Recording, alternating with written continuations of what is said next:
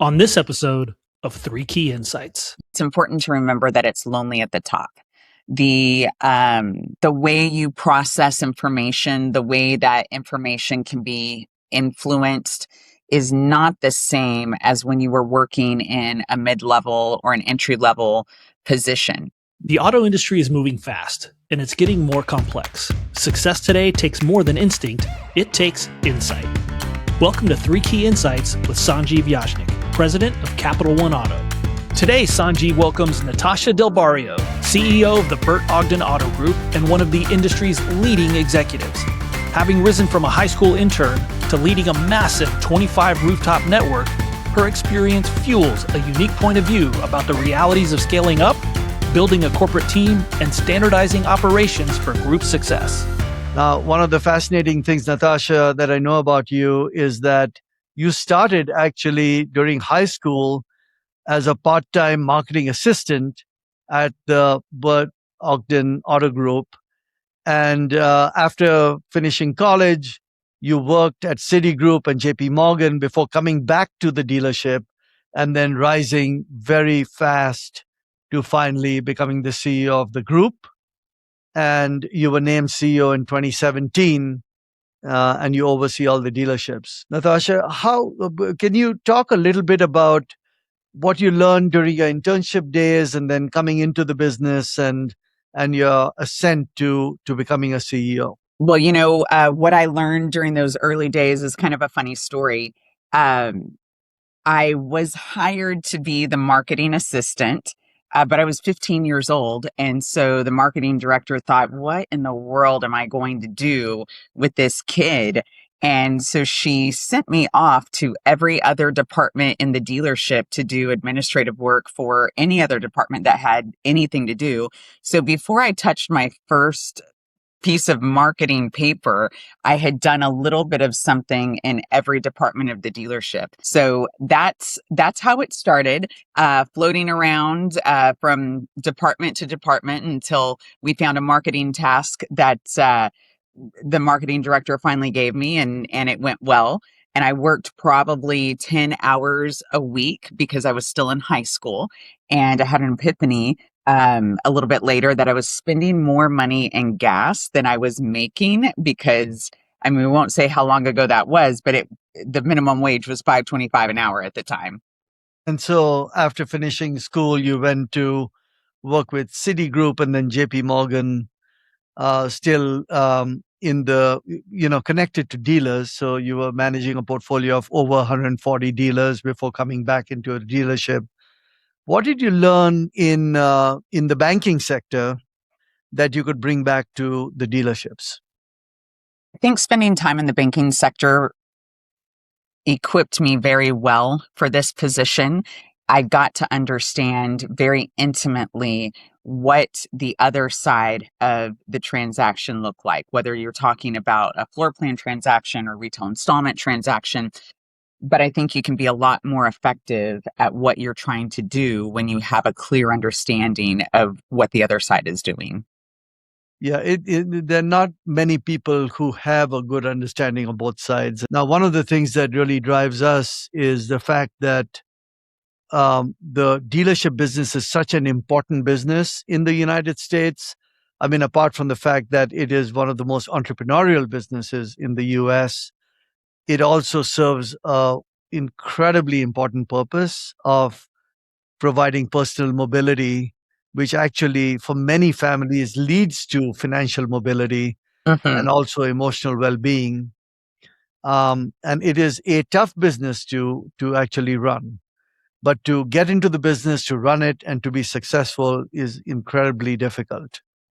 Now, one of the things that we are seeing across the board is that it is hard to be a dealership with only one rooftop because there are economies of scale, etc. But scaling out a dealership into many rooftops brings along with it many, many challenges. And there are some of these challenges that you've really got your arms around, and you've been very successful. So can we pivot to that? I'd love to know from your perspective, how do you think about the rolling up of rooftops? What is the process? What are the issues that are faced? And, how does one drive success when you have to do that? So let's just start with, do we need many rooftops to succeed in today's environment, and why? I think it's very beneficial to have more than one rooftop. That is definitely a challenging position to be in. As the economy ebbs and flows, some of our, say, luxury brands are doing very well when the domestics aren't, or vice versa. And so it just diversifies our portfolio, so to speak, and enables us to withstand the highs and lows a little bit better. Certainly, along with the additional rooftops, we are better able to leverage economies of scale. We can negotiate much better positions, which all leads to improvement for the bottom line. So, is it necessary? Maybe not. Is it helpful? Absolutely. There does come a point where too many can be too many if you don't have the right team around you and the right structure in place. And in terms of scaling, but also rolling up into a corporate entity, our dealer group grew of a few through open points, but many through buy sale transactions. And when you go through that buy sell transaction, that dealership has established processes and procedures and employee habits that currently exist. And so by the time I became the CEO in 2017, it was very difficult to manage administratively because apples were not apples in two different stores, right? The processes were so different. So the inputs were different, therefore the outputs were different. And to really be able to efficiently manage something of this size, you've got to be able to do that globally and have unified, coherent data. So that's where the decision came from, that we had to get everybody doing things consistently the same way. And it was tough. The first 5 years of it were extremely tough. I think change is difficult for everyone, even if they know that it's good change. And it was all the way down to things like mapping within the DMS all had to be reconstructed because one store had it set up one way under its buy sell and another store had it set up another way. I'm just going to take one piece at a time, because there's a lot that you've said there. And I'm sure that we'd like to dive into a couple of different pieces of it. So let me just stay first on the number of dealerships and the advantages. You said there are two major advantages. One is the fact that some brands will do well in certain time periods, others may do well in other time periods. And then you talked about economies of scale. Can we unpack that a little bit? And then you said one third thing, which is one may not be enough, but too many may be too many. And so let's just start with, is it possible for a single rooftop to compete effectively in today's environment with a dealership that has multiple rooftops? I think a dealership that is high volume, high gross, and run perfectly can definitely compete as a single point. That's not typically the case with most single points. So I would say that it's very, very challenging. And is it getting more challenging today than previously because of the way the business is morphing and changing, with customers getting more and more information in their hands? Or is it pretty much the same of the last 10 years? No, I think it's definitely getting more challenging, and especially if you've got one store. Gross compression is real. Would you recommend, if someone is getting into dealerships and they're one rooftop, from what I'm taking away from you, you would recommend first running it really well, but Correct. thinking about additional rooftops so that you can get economies of scale. And the other thing is you can get economies of scope, which is, different brands which may do well in different time periods would be advantageous. That's the key, is if you're going to scale, sometimes we think, well, it's easier if I know this one line, so I'm going to go after more of these. And that's great in good times for that line. It's not so great when it's tough times for that line. So as you're growing and scaling, I definitely recommend some diversity amongst the brands. Okay, so that is a really good thing to know. So for the general advice is, multiple rooftops, but it comes along with its challenges. Now, Absolutely. there's a challenge of putting everything together in the right way, and we will come there.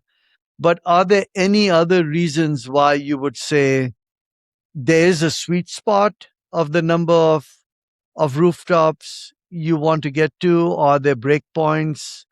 Because you said you need to have a few, but too many may be too many. Do you have perspectives on that?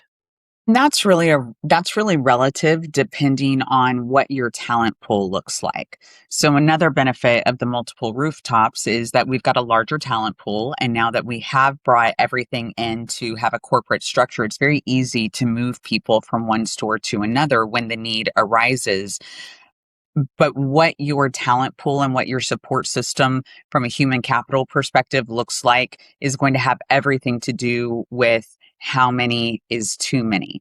So the more you grow, the more support you need. There's no way I could do this with these, 25 rooftops and 27, actual stores by myself. I mean, I would love to say that I'm Wonder Woman, but there's just no way I could get it done. But we get it done because we've got a really amazing corporate staff that can support all of the dealerships. It was chaos before that. So, how would you say, for instance, you were brought in and only recently we've put together 10 to 15 to 20 rooftops? What would be your first action as you step into a CEO role running that? Well, as I mentioned before, my first action was bringing everything into a corporate structure. So we really understood what we had when we were looking at reporting.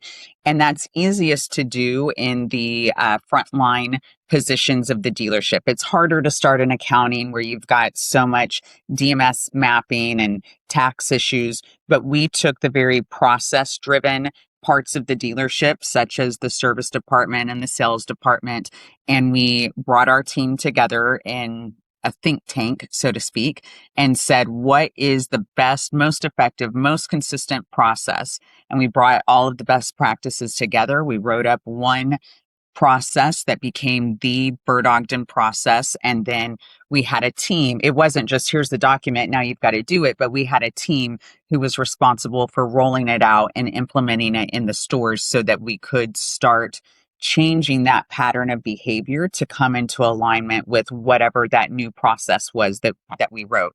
So then once we got through those more tactical and transactional positions and setting things up consistently store to store to store from there, one of the next things that we looked at was compensation. We had a huge issue with people talking about compensation from one store to the next, and that is always unfavorable for someone if it's not consistent all the way across the board. It also made it a lot harder for us to transition employees if we had the need to do that. So we were able to bring all the compensation into alignment. And certainly there's a few different markers depending on the type of store, right? There are nuances about our luxury lines that are different than our import lines, our domestic lines. So the carrots might hang in slightly different places, but the overall skeleton of the plans are the same. You can walk into any store and know what people are responsible for doing as per their pay plan. Now, how did you choose your corporate staff? So you said we put a team together to roll it out and so on. Was the first step assembling a staff that works around you and then stepping into some of these change processes? Or did you start with the change processes and then pull out people to bring in centrally? Definitely the latter. I did not get a solid core group of people around me until probably the last several years. This was more a matter of setting change in motion for a particular process that needed to be change, figuring out who the best champion was for that process, and then giving them the authority and autonomy to affect change across the group. And those people who went out and did that and did it from a company minded perspective, looking out for the best interest of the consumer, the company, and our stakeholders, those are the ones that ended up just sort of naturally becoming part of the corporate staff and transitioning over here. So it it kind of built itself from the bottom up until we actually had a hierarchy of an actual corporate office and corporate team members. And selecting those individuals is easy once you've given them a task and seen how well they take ownership of that and how effective they are in driving change and growth and education amongst the team members. But one thing, I don't always look for the person who's the most experienced or the person who's got the most knowledge. I believe that many of those skills we can teach people, but there are certain intangibles that I cannot teach you. I cannot teach you to be moral. I cannot teach you to have good work ethic. I cannot teach you to have a positive attitude or to be kind. You're either those things because you choose to be or because you don't choose to be. So we very much look at the soft skills because we're not a do it because I said so group. It's really here. This is the vision. This is what we're doing. We want to share it with everyone. We want everyone to understand why we're doing this. And it takes a certain type of individual that can connect well with people in order to do that.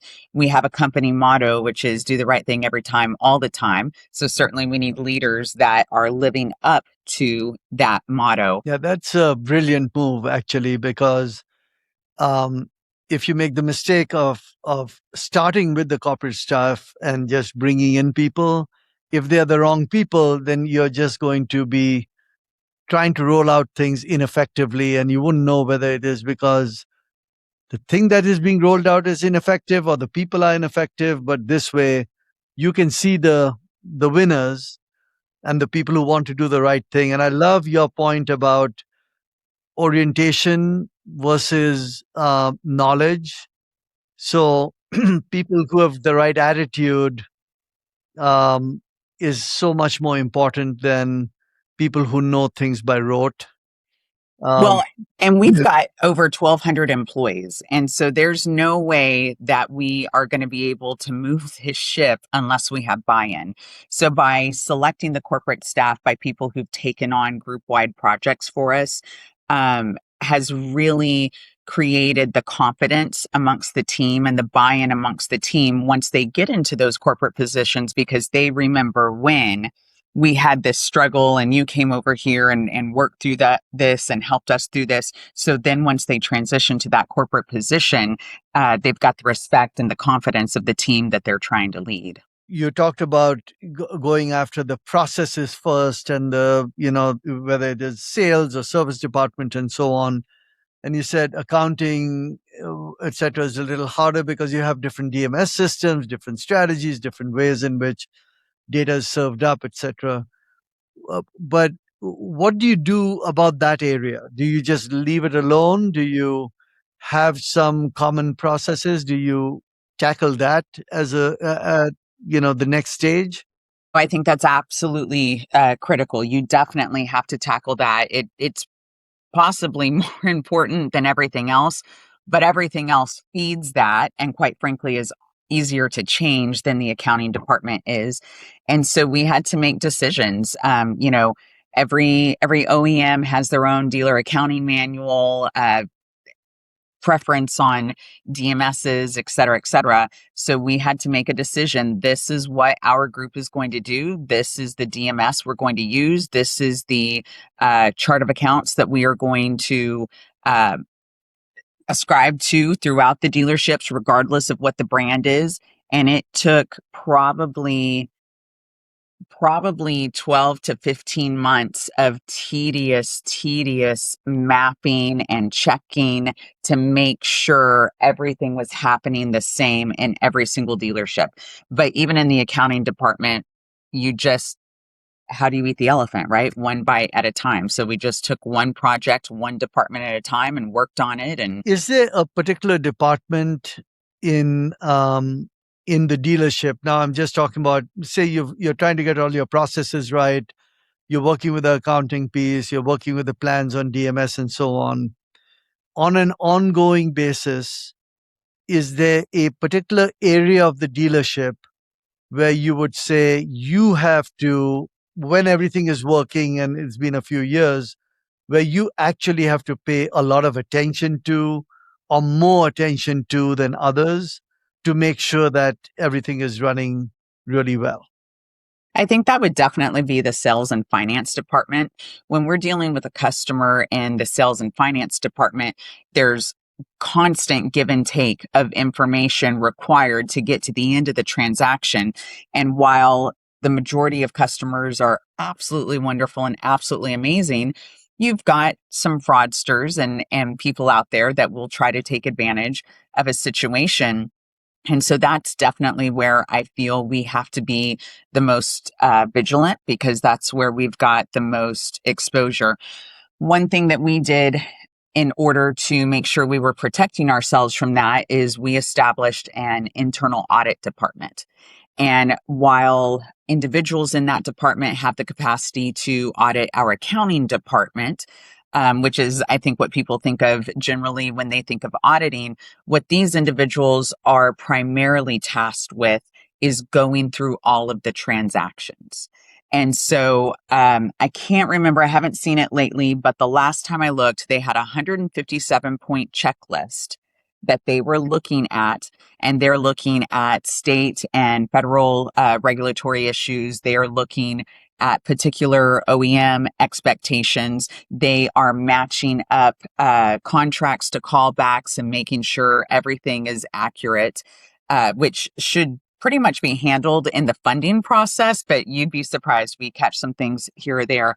And then certainly they're looking for any type of fraud or misgiving, and making sure that we're aware of it before anyone else. So it's a laborious process. There are, I believe, 8 individuals that we have tasked with that job, auditing every single one of our deals throughout the organization. But I tell you what, at the same time, I don't remember the last time we've had to terminate someone for fraudulent information. If I can pivot to one last area, which is you've gone through this entire process, you've been incredibly successful. But if you wished you had known as you took on the CEO role something that you know now, if you wish you had known then that you know now, what are the few lessons that you've derived from all of this that you would definitely leverage if you had to do it all over again? Oh my goodness. These questions and conversations that end in an absolute answer are always so challenging for me, because it's so complex. There's so many things, but I think it is important to remember, and this is going to sound very negative, and I don't mean for it to be, but it's important to remember that it's lonely at the top.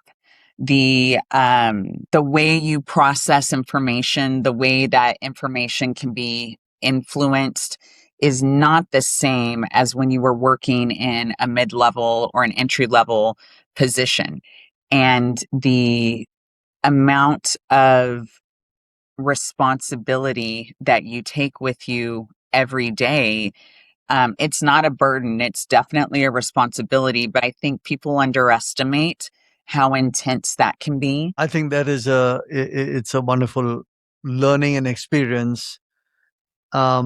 And so what I'm going to try to do, Natasha, this is, we can continue to speak for hours on this topic, but you've given some really great lessons that you've learned and things that a lot of people can take away. So what I'm going to try to do is just summarize what my 3 big insights are from our conversation. One is, for dealers who want to be successful, the time has come for us to think about scale in a different way, because in the yesteryears where you had low volume, high margin businesses. Grosses are being compressed, and we need volume in the stores. So it is more difficult to run a one rooftop kind of a dealership unless it's very high volume and everything is done perfectly. Your perspective is, look, you need to have more than one rooftop for a variety of reasons. You get economies of scale and economies of scope. The economies of scope being, if you run different brands of rooftops, you can then weather many storms versus having just one kind of a line, which may be good in good times, but may become really bad in bad times. So that's like an economies of scope. You've got scale of people and being able to move talent around. You've got expenses that you can do administration at one place and make it really easy and lean to run your rooftops. Many rooftops is better than one, and so that's insight number one. Insight number two is, it's not easy. Just saying many rooftops, it's a very difficult journey to try to get everything to work together, and you have to try to get everything to work together. And so many of your learnings is, instead of starting with the accounting section and the DMSs, etc., which is much more difficult, one should start with the sales service department because they are process driven and they're faster to get to one process. So one can really focus on that. It's very important to find the team to roll it out and to go through the change management. So it's not just telling people to do it and they'll do it. Building the similar compensation right across the organization gets the talent settled out. Making sure that you have a corporate staff to do this, but instead of trying to recruit them and starting with the corporate staff, starting with the process rollouts, identifying people importantly who have the right attitude versus just the knowledge is incredibly important. And then finding them, surfacing them, bringing them into the center and using them as the core to continue to build out the dealerships is incredibly important. And then finally, it's not like accounting and the DMS, etc., is not important. It's incredibly important, but that is the longer pole in the tent. And to be really planful about that and doing it over a longer period of time in a systematic way is incredibly important. It's one of the most difficult pieces to do, but it has to get done. And so potentially by building a good corporate staff, by having credibility, by doing some of these other things, by getting those wins, you have the credibility to take the other pieces and make that work. And I love your discussion about an internal audit team, which is actually not only going through some process, but going through every transaction, because trying to understand how the transactions work and being able to find some commonality and then doing best practices through that, because sales and finance are the areas that have the most churn and the most change, and it requires constant attention. You've got issues of fraud and trying to protect against fraud, which can wipe out dealerships. And then the third insight for people and leaders who want to go into this business and build out many dealerships is that it is lonely at the top. And I think that's a message not only to the principals, but also to the folks in the dealership. So for the principals, it's not going to be easy. And it's not like, you're going to have, you have to have the right orientation. So you're doing it for the right reason because your responsibility is huge. You've got a lot of people whose livelihoods are going to be based on the decisions that you make. And so you've got to make the right decisions. You've got to surround yourself with the right people. But remember, it is a lonely journey. For people in the dealership, I guess my extrapolation from what you said is, this is a great opportunity. Because if you know that the leader is going to have a lonely journey, be part of the solution and don't be part of the problem. And if you are part of the solution, if you lean in, if you have the right attitude, your stars are going to rise with the leader because they are looking for people who want to helped them. Sanjiv, you deserve the most props because I didn't see you take a single note, and I don't think I could have recapped my own comments as well as you just did. That's absolutely correct. But this is amazing, Natasha. I just want to underline, you're an amazing leader. You have blazed a trail here, and you've done so much, so right. I want to congratulate you and thank you for spending the time with us and giving us your wisdom, because I'm sure there's a lot of people who are going to gain a lot from your practical knowledge of how you actually took something, you turned it around, you made it very successful. Congratulations. And I look forward to seeing you soon in the field. Yes, sir. We'll see you soon. Okay, you take care, and my best to the family. Yes. Bye-bye. Bye. The dealers who win turn insights into action.